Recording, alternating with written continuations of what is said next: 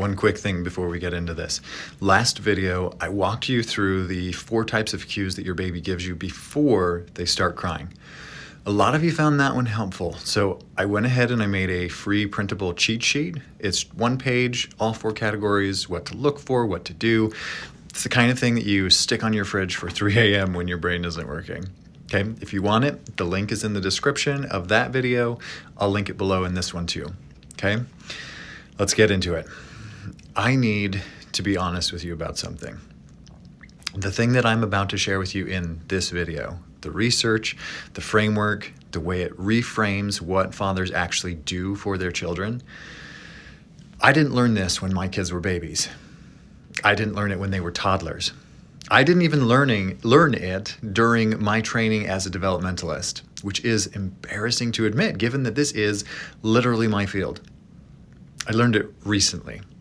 And when I did, I sat with it for a long time because it answered a question that I had been carrying for years without fully knowing that I was carrying it. That question was, where do I fit? Now, not in a dramatic and existential way, not like I was in crisis about it, more like just a low-grade confusion that never fully resolved. I knew that I was important to my kids. I knew I loved them. I knew that I was showing up. But I could never quite articulate what my specific contribution was beyond being present and just trying hard and loving their mother. And the reason that I couldn't articulate it is that nobody ever taught me, even in my own field. Here's what I mean. When you study human development, when you go deep into attachment theory, child development, family systems, you learn an enormous amount about how to be an incredible mother. I'm not being glib. The depth of research on maternal bonding, on mother-infant attachment, on the neuroscience of the caregiving system, it's extraordinary. I walked out of my education understanding in granular detail how mothers build secure attachment with their children, the soothing, the co-regulation, the holding, the feeding, the way a mother's nervous system syncs with her babies and teaches that baby at the most fundamental level that the world is safe and that distress is survivable. I learned all of that, and it's beautiful, and it's true, and it matters deeply. What I did not learn in any comparable depth was how fathers do it.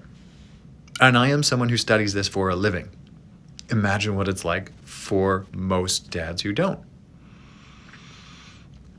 So what happened? And I think this happens to a lot of fathers, whether they have studied child development or not, is that I took the model that I understood, that maternal model, right? And I tried to do that. I tried to be a second mother. I tried to soothe the way that my wife soothed. I tried to hold my daughters the way that she held them. I tried to replicate her approach because her approach was the only approach I'd been given a blueprint for. And sometimes it worked. And a lot of times it didn't. And when it didn't work, I didn't think, maybe I'm supposed to be doing something different. I thought, I'm not doing it well enough. Worse than that. I sometimes felt like I was competing, not in an aggressive way, not like I was trying to beat my wife at parenting, but there was this unspoken scorecard in my head. Can I get the baby to stop crying as fast as she can? Can I settle them for a nap the way that she does? Can I read their cues as accurately as she reads them?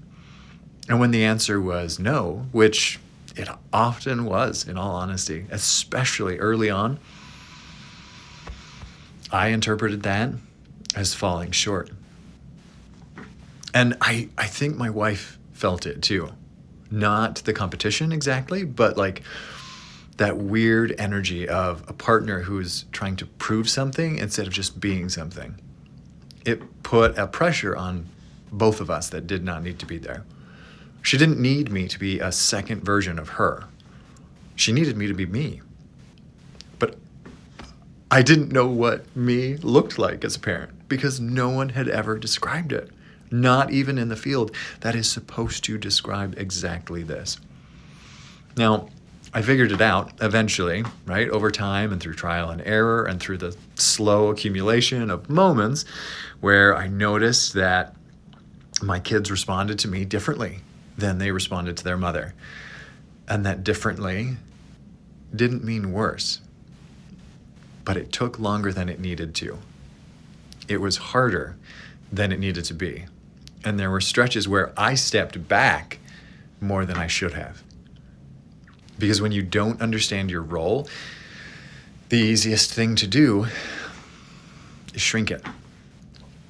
If I had known then what I'm about to tell you now, it would have saved me years of quiet confusion. It would have saved my wife the experience of parenting alongside someone who was subtly trying to replicate her instead of complement her. Let's compliment with an E. It would have let me step into fatherhood with clarity instead of fumbling my way toward it. So here's what I wish someone had told me. Okay? Fathers do not build attachment with their children the same way mothers do. Not a lesser version of the same way, not a slower version, a fundamentally different way, through a fundamentally different pathway that builds fundamentally different capacities in your child's brain. For most of the history of attachment research, we didn't know this. The foundational work, right? You have Bowlby, you have Ainsworth. The studies that shaped everything that we believe about how babies bond with their caregivers focused almost entirely on mothers. Fathers were barely in the frame. And so the model of what secure attachment looks like was built on the maternal template. Comfort, soothing, holding, calming, protection from distress. That template is real. It is essential. It's half the picture. Okay, the other half comes from a researcher named, and forgive me if I slaughter his last name, but Daniel Paquette. That's Paquette. For those of you who, like me, nerd out about this and want to go look it up, who studied father-infant relationships specifically and identified something that he calls the activation relationship. And when I first read his work, I felt something shift in my chest because he was describing exactly the thing that I'd been doing with my kids without having language for it. I'm a developmentalist. This is my discipline. And I had never encountered this framework in any depth until I went looking for it on my own. That tells you something about how invisible fathers have been in the research. And it tells you something about why so many dads feel the way that I felt. Here's what Paquette found. Mothers tend to build attachment primarily through caregiving, the soothing, the comforting, that regulating presence, right? When your baby is in distress and mom picks them up and the whole world just settles, that's the security system doing what it's designed to do. Mom's bond says to the child, you are safe, you are held, I will protect you from what's overwhelming. Fathers, on the other hand, tend to build attachment primarily through stimulation, physical play, movement, novelty, gentle challenge. That thing where you bounce the baby a little bit higher than seems necessary, right? The weird voices, the airplane, that moment where you pretend to let them fall and catch them and they lose their minds laughing. That's not just goofing around, right? That's not just messing around. That is the mechanism. When you play with your baby like that, when you introduce excitement and arousal and a little bit of unpredictability within a relationship that's safe, you're teaching their nervous system something specific. You're teaching them that the world contains things that are new and stimulating and maybe a little intense, and that they can handle it. That they can feel their heart rate spike and come back down. That they can face something unfamiliar and not collapse. Mom's bond teaches your child the world is safe enough to rest in. Dad's bond teaches your child the world is safe enough to explore. Both are essential. Neither one of those is a substitute for the other. And this is the part that would have changed everything for me. They are not in competition. They are not two people trying to do the same job with one just doing it better. They are two people doing different jobs, both of which your child needs to develop fully. The research backs this up in ways that stopped me in my tracks when I finally encountered it. Children with secure father-infant attachment show outcomes that are distinct from what mother-infant attachment predicts. Better emotional regulation during peer conflict, not because dad taught them simply to calm down, but because dad taught them to get activated and recover, which is a different skill entirely. More confidence in novel situations, greater willingness to engage with challenge instead of avoiding it, stronger frustration tolerance. These capacities don't get built the same way through that maternal bond. They get built on dad's channel, through dad's kind of interaction, through that specific, physical, playful, stimulating way that fathers naturally tend to engage with their children. Which means that all those times when I was trying to soothe my daughters the way that their mother soothed them, I was ignoring the thing I was actually built to do, the thing that came more naturally to me. The roughhousing, right? The energy, the play that my wife and, even I with my training and my lens sometimes watched with slightly raised eyebrows because it was louder and more physical than her instincts or, again, that training would have chosen. I wasn't doing it wrong. I wasn't doing my job. I just didn't know that it was my job. And that's what gets to me, honestly, because if I missed this, if someone who studies human development for a living didn't have this framework, what chance does the average new dad have? How many fathers are out there right now, today, tonight, feeling exactly the same way I felt, holding their baby and wondering why it doesn't seem to work as well when they do it, watching their wife settle the baby in seconds, and concluding that they're the lesser parent, slowly, quietly stepping back, not because they don't care, but because they don't understand that what they bring is different, not deficient. How many dads are competing with their wives on a scorecard that should not exist because nobody told them that they're not playing the same position? If that is you, I want you to hear this clearly. You are not the backup parent.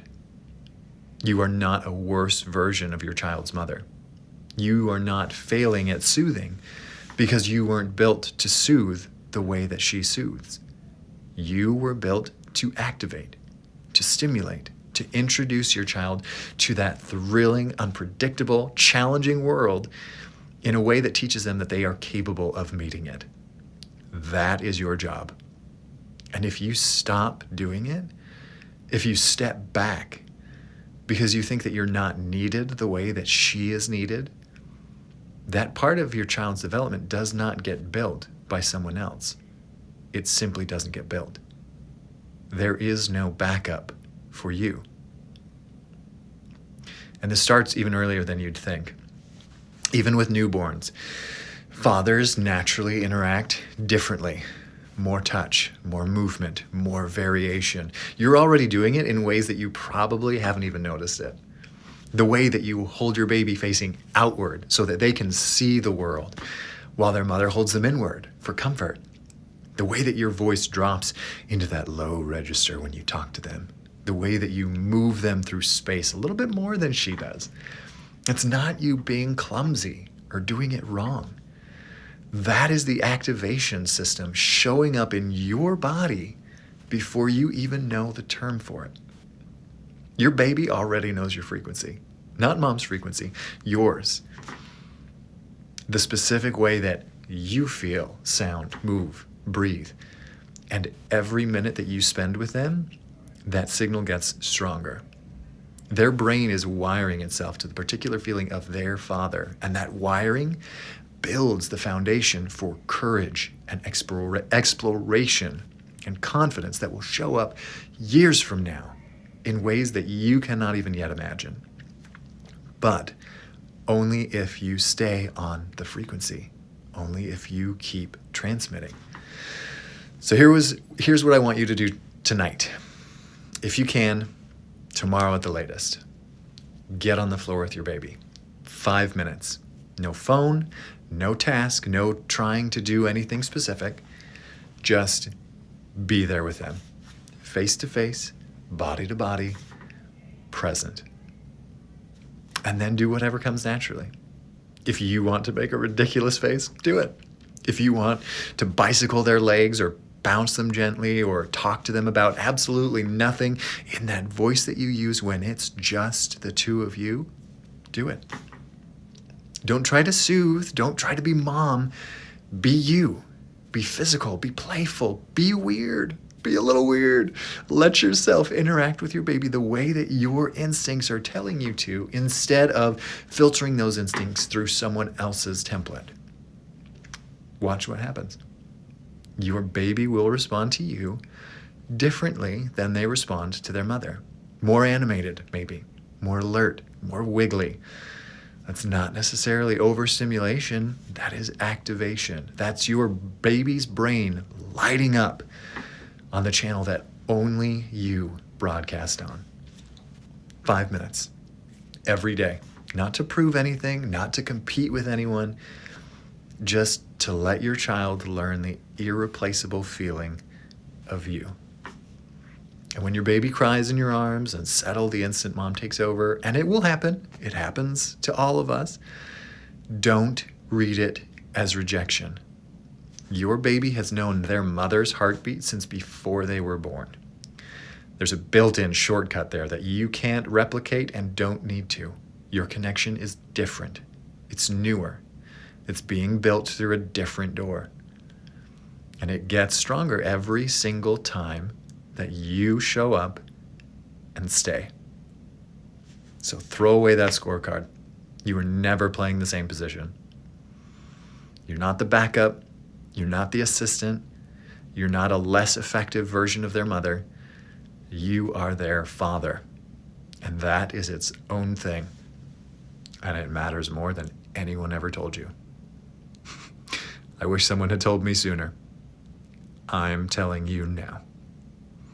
I will see you in the next one.